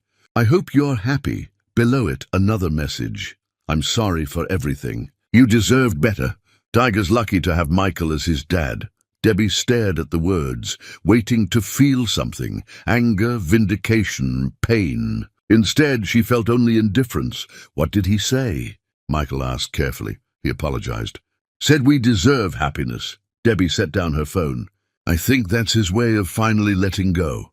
How do you feel?" "Dear, nothing." She turned to Michael. "I feel nothing for him. No anger, no love, no regret. He's just someone I used to know." Relief washed over Michael's face. "Really? Really?" Debbie kissed him softly. "You're my present and my future, Michael Paul. John is just the past. I had to survive to get here." They spent the rest of the evening in comfortable domesticity, Michael painting while Debbie read beside him, Tiger sleeping peacefully in his room. The house that had once felt like a mausoleum of lost dreams now felt like a home filled with new possibilities. As Debbie drifted off to sleep that night, Michael's arms around her, their son safe in the next room, she sent up a silent thank you to whatever force had brought them together. She had collapsed on those courthouse steps, certain her life was over. Instead, it had finally begun. Chapter 9. The Ghost Returns. Life settled into a comfortable rhythm. Tiger was growing fast, his personality emerging more clearly each day. He had Debbie's stubbornness and Michael's gentle nature, a combination that both delighted and exhausted them in equal measure. Michael had begun working from home more regularly, his office door always open so he could hear if Debbie or Tiger needed him. Debbie had started taking online courses to finish her teaching degree, the dream she'd abandoned for John, finally within reach again. They talked about marriage sometimes, in the abstract. Both wanted it eventually, but there was no rush. What they had was solid, real. The papers could wait. One evening, they were giving Tiger his bath together, a nightly routine that had become sacred to them. Tiger splashed happily, while Michael made boat sounds with a rubber duck and Debbie captured videos on her phone. "He's going to flood the bathroom," Debbie laughed as water splashed everywhere. "Let him. We can mop up later." Michael grinned, tickling Tiger's belly gently. These moments were everything. The simple joy of raising a child together, of building a life from nothing. Debbie had never felt more content, but contentment, she was learning, was a fragile thing. The doorbell rang the next afternoon, while Debbie was feeding Tiger his bottle. Michael was out running errands. She wasn't expecting anyone, and deliveries usually just left packages on the porch. Still holding Tiger, she went to the door and opened it. John Roche stood on the porch. Debbie's breath caught. He looked different than he had at the coffee shop, cleaner, more put together, but there was something desperate in his eyes that made her stomach clench. "What are you doing here?" Her voice came out colder than she intended. "Debbie, please, I need to talk to you." John's eyes dropped to Tiger in her arms, and something complicated crossed his face. "Is that—" "Oh, what do you want, John?" Debbie shifted Tiger protectively, her maternal instincts on high alert. "I made a mistake. The biggest mistake of my life." His words came out in a rush. "I've been trying to move on, trying to rebuild, but nothing works. Nothing fills the hole you left." Debbie felt her heart start to race. "You need to leave. Please, just hear me out." John stepped closer, and Debbie instinctively stepped back. "I was an idiot. I threw away the best thing in my life for someone who never really cared about me. You loved me genuinely, Debbie, completely, and I was too blind to see how rare that was. John, I want you back." The words hung in the air between them. I know I don't deserve a second chance. I know I hurt you in ways that can't be easily forgiven. But I've changed. I've grown. I understand now what I lost. Tiger started fussing, picking up on Debbie's tension. She bounced him gently, trying to keep her voice steady. You can't just show up here and expect. I'm not expecting anything. I'm begging. John's voice cracked. I'm on my knees here, Debbie. I want my family back. I want to be a father to my son. I want us to try again. The word son sent ice through Debbie's veins. He's not your son. Not legally. Not in any way that matters. He's my biological child. That has to count for something. John's desperation was palpable.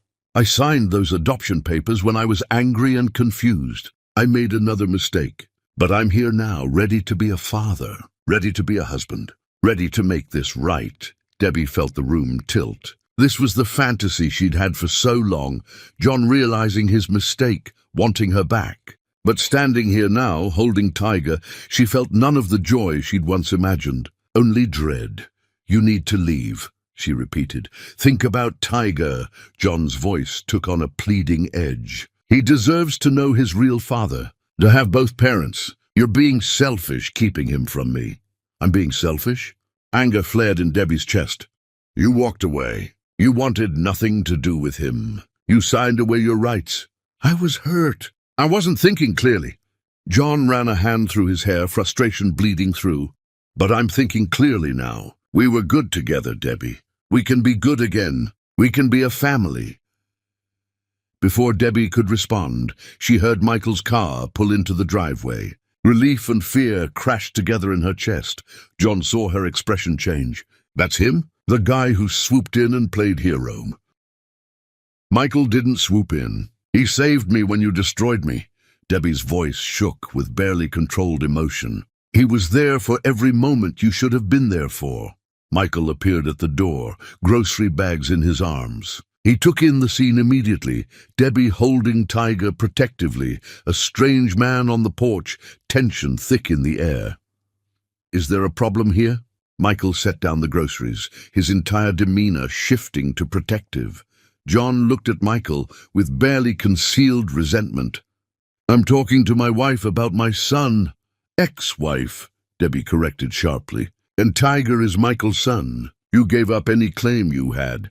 I gave up my rights under duress. John's voice rose. You can't expect me to just walk away from my own flesh and blood. You already did walk away. Michael's voice was deadly calm. You walked away from Debbie when she needed you most. You walked away from Tiger before he was even born. You don't get to suddenly decide you want to play father now that all the hard work is done. Who the hell are you to tell me about my own child? I'm the one who held Debbie's hand through delivery. I'm the one who's been up every night taking care of Tiger. I'm the one who changed diapers and gave bottles and walked the floors at 3 a.m. Michael's jaw was tight. I'm the one who was there. Where were you? John turned back to Debbie, ignoring Michael entirely. You really think he loves you? He probably just felt sorry for you, saw a damsel in distress and wanted to play hero. But that's not real love, Debbie. What we had was real. What we had was one-sided. Debbie's voice was steady now, certain. I loved you. You used me. There's a difference. I made a mistake. One mistake? Are you really going to throw away years of marriage for one mistake? You didn't make a mistake, John. You made a choice. Multiple choices. You chose to have an affair. You chose to leave me. You chose to abandon your child. Those weren't mistakes. That was who you are. People change. Not that fast. And even if you have changed, even if you're genuinely sorry, it doesn't matter. I'm not the same person you left. That woman is gone. John's face crumpled. Please, I'm begging you. Give me another chance. Let me prove I can be better. For a moment, Debbie saw the man she loved. The one who'd smiled at her in that bookstore, who'd promised forever. But that man had been an illusion, a role he'd played until he didn't want to anymore. No, she said quietly. Debbie, I need you to leave. Now. John's expression hardened. This isn't over. I have rights. I can petition the court. I can fight the adoption. I can make your life hell, Debbie. Then do it. Michael stepped between John and Debbie. But you're leaving right now, or I'm calling the police. Your choice." They stared at each other for a long moment. John must have seen something in Michael's expression that made him back down. He took a step back, then another. "You're making a mistake," John said to Debbie. "Both of you are. That baby deserves to know his real father." "He does know his real father." Debbie's voice was firm. "He's holding him right now." John's face twisted with rage and pain. "Fine, have it your way. But don't come crying to me when your perfect little life falls apart." He turned and stalked to his car. They watched him drive away, neither moving until the car disappeared from view. Debbie was shaking. Michael gently took Tiger from her arms, then pulled her into an embrace. "It's okay. You're okay. He's gone." But Debbie's mind was reeling. John wanted her back. John wanted to be in Tiger's life. John could fight the adoption, could drag them through court, could tear apart everything they'd built. "Michael," she whispered, "what if he means it? What if he tries to take Tiger? Then we'll fight him. Together." Michael's voice was steady, but Debbie heard the worry beneath it. "He signed away his rights. The adoption is legal. He can't just undo that. But he's the biological father. Courts favor biological parents sometimes." Debbie felt panic rising. What if they decide Tiger should be with him? What if— "Stop." Michael held her tighter. "Don't spiral. We'll deal with whatever comes. But right now you're safe. Tiger's safe. We're all safe." Tiger started crying, picking up on the tension. Michael rocked him gently, humming that same lullaby, and slowly the baby calmed. But Debbie couldn't calm. Her mind kept spinning with possibilities, each one worse than the last. What if John was serious about fighting for custody? What if he convinced a judge that Tiger belonged with his biological father? What if everything she'd built here collapsed? That night, after Tiger was asleep, Debbie stood in the nursery, staring at her son. Michael appeared behind her, wrapping his arms around her waist. "Talk to me," he said quietly. "I don't know what to do." Debbie's voice broke. "Part of me knows you're right, that John gave up his rights, that the adoption is final, that we're safe. But another part keeps wondering, what if he's really changed? What if he genuinely wants to be a father? Do I have the right to keep Tiger from knowing his biological father?" Michael was quiet for a long moment. "Is that what you want? For John to be involved in Tiger's life?" "No, God, no." Debbie turned to face him. "But what if I'm being selfish? What if Tiger grows up and resents me for keeping him from John? Or what if Tiger grows up grateful that you protected him from someone who only wanted him when it was convenient?" Michael cupped her face. "John didn't want to be a father when it was hard. He doesn't get to waltz in now that the hard part is over and demand a role he never earned. But he seemed so sincere. He seemed desperate." "There's a difference." Michael's thumb brushed her cheek. "Debbie, I will support whatever decision you make. If you want to give John a chance, if you think that's what's best for Tiger, I'll step back. But I need you to be honest with yourself about why you'd be doing it." "What do you mean? Are you considering letting John back in because you think it's what's best for Tiger? Or because some part of you still wants John to choose you?" The question hit like a physical blow. Debbie wanted to deny it, to insist she was over John completely. But standing here in the nursery, with Michael's patient eyes on her, she couldn't lie. "I don't know," she whispered. "I thought I was over him. I thought what I had with you was real and solid. But seeing him today, hearing him say he wants me back, part of me wanted to believe him. Part of me wanted to say yes." Michael flinched, but didn't pull away. "Okay, okay." Debbie looked at him, confused. "That's it? Just okay? What do you want me to say?" Pain flickered across his face. "That I'm not terrified I'm going to lose you? That it doesn't kill me to know you're still considering him after everything? I'm scared, Debbie. But I love you enough to let you figure this out. Michael, take some time. Think about what you really want. For you, for Tiger." He kissed her forehead. "But whatever you decide, decide because it's what you want. Not because you feel guilty, not because you're scared, not because of anyone's expectations. Choose what's real." He left her alone in the nursery. Debbie stood there, staring at Tiger, her mind a storm of confusion and doubt. She'd thought she was building a new life, a real life, a life with Michael that was based on genuine love and partnership. But now John was back, saying all the things she'd once dreamed of hearing. And she didn't know what was real anymore. What did she want? Who did she want? And then how did she make this impossible choice without destroying everything? Tiger slept peacefully, unaware of the storm brewing around him. Debbie touched his tiny hand, feeling his fingers curl around hers instinctively. "What do I do, baby?" she whispered. "How do I know what's right?" But Tiger, of course, had no answers, and as Debbie stood there in the darkness, she realized she was terrifyingly, devastatingly alone with the most important decision of her life. Chapter 10. Broken Thrones and New Beginnings. Debbie didn't sleep that night. She lay in bed staring at the ceiling while Michael stayed in the guest room, giving her space she wasn't sure she wanted. Her mind replayed John's words over and over. "I made a mistake. I want you back. I want our family." But beneath those words, she heard other things. The coldness in his voice when he'd walked away. The emptiness in his eyes when she'd begged him to stay. The casual cruelty of choosing someone else and expecting her to simply accept it. Morning came grey and heavy. Debbie found Michael in the kitchen making coffee, his movements mechanical. "I need to see him," she said. "One more time." "To know for sure." Michael's hand stilled on the coffee pot. "Okay, you're not going to argue. Would it change your mind?" He turned to face her, and the exhaustion in his eyes broke her heart. "You need to figure this out, Debbie. I can't do it for you." She contacted John through text, agreeing to meet at a park that afternoon. Michael offered to watch Tiger, his face carefully neutral. As Debbie left the house, she looked back to see him holding their son, and something cracked in her chest. John was waiting on a bench when she arrived, looking hopeful in a way that made her stomach twist. He stood when he saw her. "Debbie, thank you for coming. You said you changed." She didn't sit down. "Prove it. Tell me why you really want me back." John seemed taken aback by her directness. "Because I love you. Because I made a terrible mistake." "No." Debbie's voice was firm. "Tell me the truth, not what you think I want to hear. The actual truth."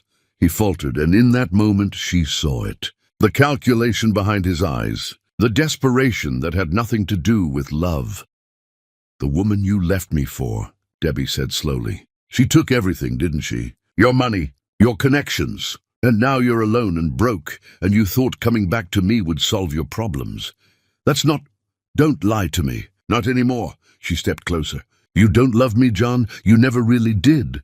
You loved having someone who worshipped you, who made you feel important. But actual love, partnership, seeing me as an equal, you never wanted that."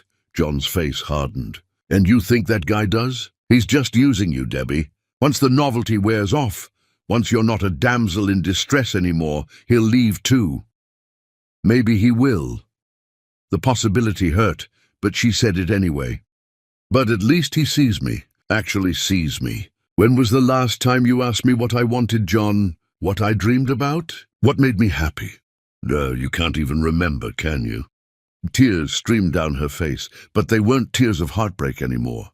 They were tears of clarity. "I spent years making myself smaller for you, giving up my dreams, pretending to be whoever you needed me to be. And it was never enough, because you didn't want a partner. You wanted an audience. Debbie and Tiger."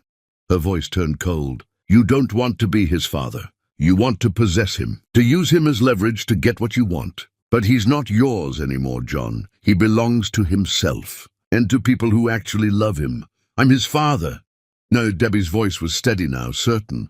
"You're the man who didn't want him. Michael is his father. Michael is the one who earned that title every single day." John's desperation turned to anger. "So that's it? You're choosing him over me? Over your child's real father?" "I'm choosing myself." The words felt like freedom. "I'm choosing the life I've built. The life where I'm not constantly afraid of losing someone's love. The life where I'm enough exactly as I am." She turned to walk away, but John grabbed her arm. "You can't do this. I won't let you. Let me go, John." Her voice was ice. "I'll fight you in court. I'll get custody. I'll destroy everything you've built with him." Debbie looked at his hand on her arm, then into his eyes, and she saw what she'd been blind to for so long. He was small, petty, desperate, not the man she'd built up in her mind, but just another broken person trying to fill his own emptiness by taking from others. "Do it." She pulled her arm free. "Take me to court. Fight for custody. Do whatever you think you need to do. But you'll lose, John, because I have proof of everything. Your abandonment, your signed consent to the adoption, your own words admitting you didn't want Tiger, so go ahead and try. Spend whatever money you have left on lawyers. It won't change the truth that you're not capable of the kind of love Tiger needs, or that I deserve." She stepped back. "Goodbye, John. I hope you figure out what you're really looking for. But it's not me, and it's not my son." She walked away while he stood there stunned, and with each step she felt lighter. The ghost of who she'd been, the woman who begged and pleaded and made herself small, died there in that park. In her place stood someone new, someone stronger. When she got home, Michael was in the living room with Tiger, who was having tummy time on a blanket. Michael looked up when she entered, his expression guarded. "How did it go?" "Oh, it's over." Debbie sat down on the floor beside them. "Really, truly over. What happened?" I saw him clearly for the first time. Saw what he really wanted. And it wasn't me or Tiger, it was just his own ego. She reached out to tickle Tiger's feet, making him gurgle happily. "He threatened to fight us in court." Michael tensed. "What did you say?" "I told him to try. That we have proof of everything. That he'd lose." She looked at Michael. "Was I wrong? Can he actually fight the adoption?" "My lawyer says no. The adoption is final, his consent is on record, and he abandoned Tiger. He has no legal standing." Michael's voice softened. "You're safe, Debbie. Both of you are safe. I'm sorry." The words burst out of her. "I'm so sorry for doubting us, for even considering—"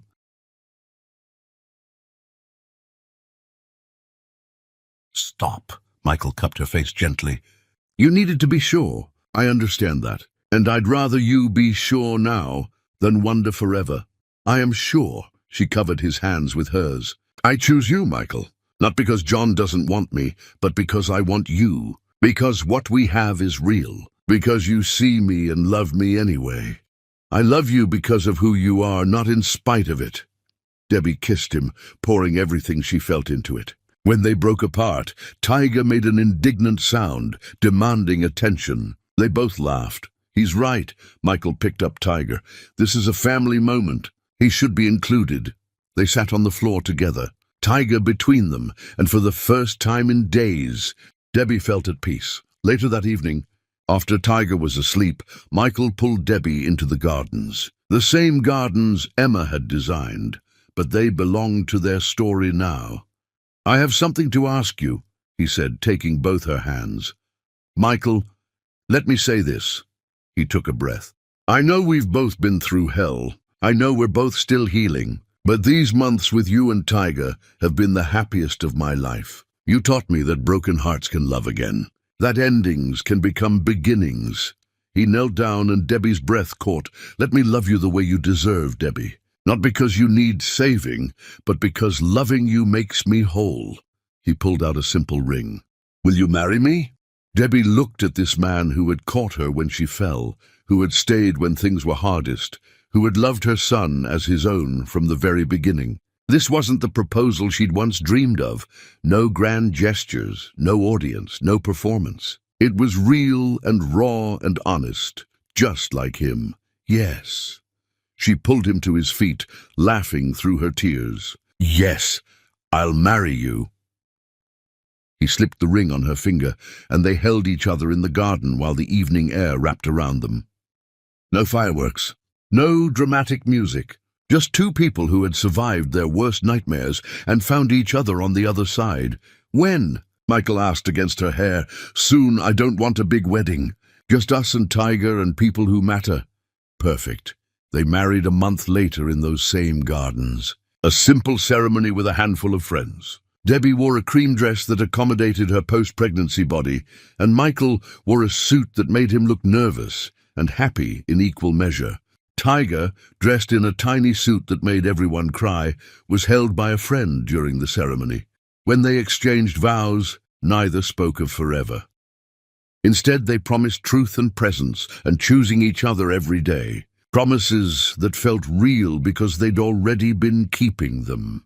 "I promise to see you," Michael said, his voice thick with emotion. "Really see you, and to love everything I see." "I promise to trust you," Debbie replied, "to believe in what we're building, and to never make myself small again."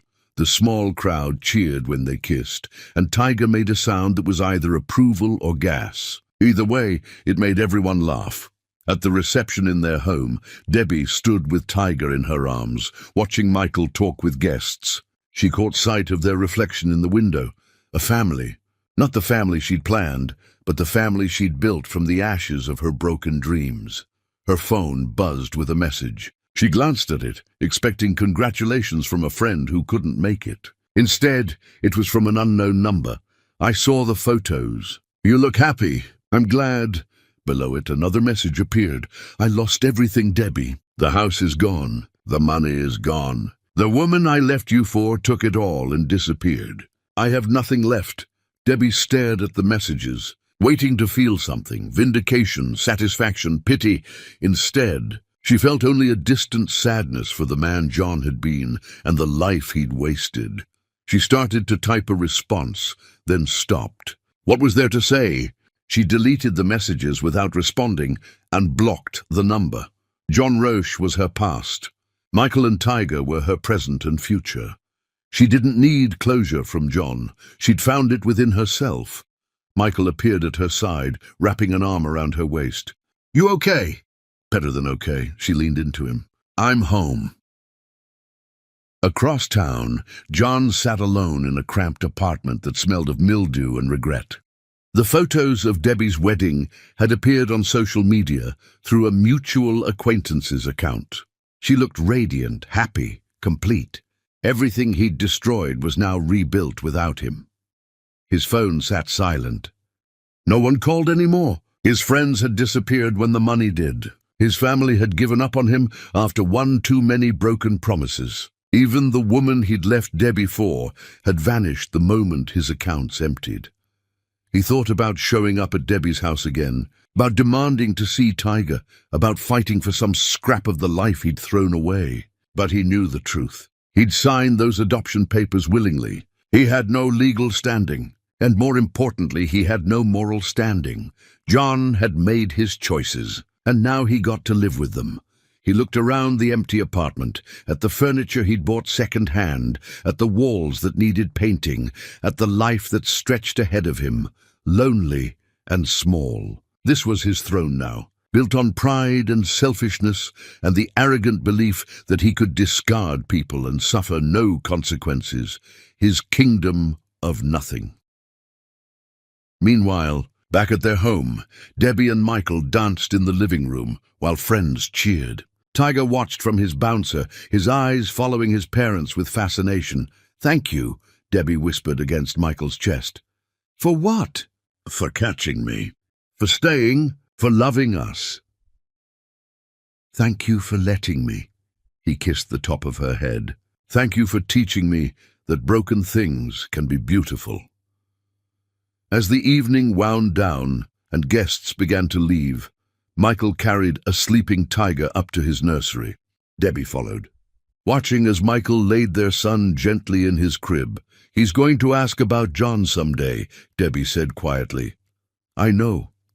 Michael tucked the blanket around Tiger, "And when he does, we'll tell him the truth. That his biological father wasn't ready to be a parent, but that he has a father who chose him, who loves him, who will always be there.